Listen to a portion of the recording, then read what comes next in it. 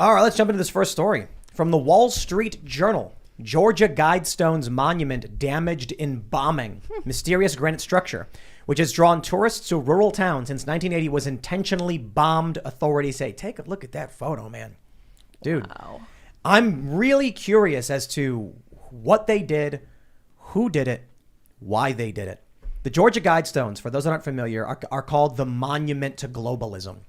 It's got these like 10 rules for creating a perfect society, like maintain the Earth's population at 500 million. Guide, what does it say? Guide breeding or something? Guide reproduction wisely.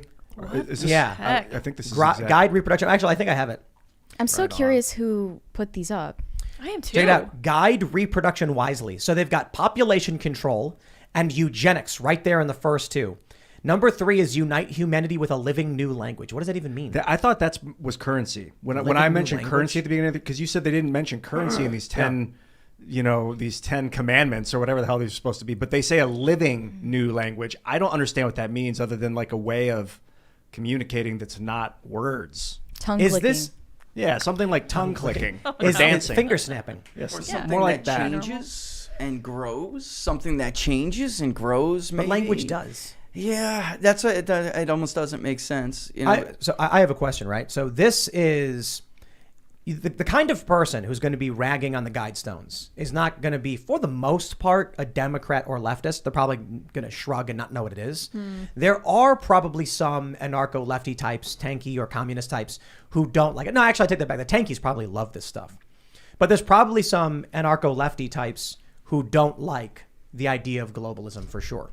Or at least the way they've described it. But typically it's going to be more right-wing individuals who know what this is and don't like it. So whoever did this, maybe a false flag, maybe someone who's actually mad about globalism. My question is, the critics of this are predominantly going to be right-wing. Is this the first statue or monument that's been taken down that was predominantly criticized by the right? I mean, we've seen Christopher Columbus. We've seen Washington, they just didn't Lincoln. complain and whine about it and protest. They just took it down. Well, I mean, the left just takes stuff down. Exactly. Like they just show up randomly and throw ropes and then rip it down. Sure, but they make a big show of it. They don't do it in the dead of night. That's interesting. Or they have the access, though, to the power structure to take it down. I think that's how they like it. Yeah, somebody's listening at a university or somebody's listening downtown because they have the ear of the government. The right doesn't really have that. They want to make recourse. the authority comply with their orders. Yeah. You know what I thought about? What took so long?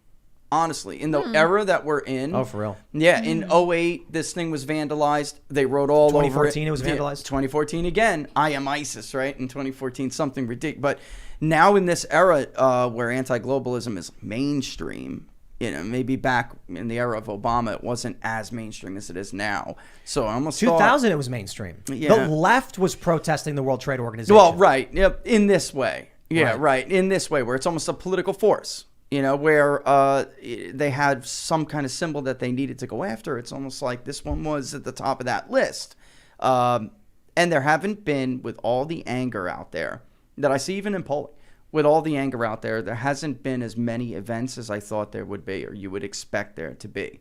As it feels like people are getting to a point where they're bubbling over. And there's just nowhere for them to go to air these grievances anymore.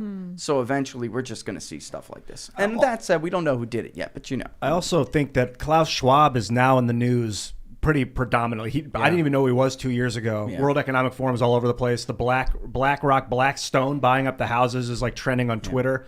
People are becoming aware that there is a global corporation attempting to take control of the United States and every country on earth. Because the nationalist governments are not capable of governing themselves. They need the corporation, according to Klaus. He's crazy.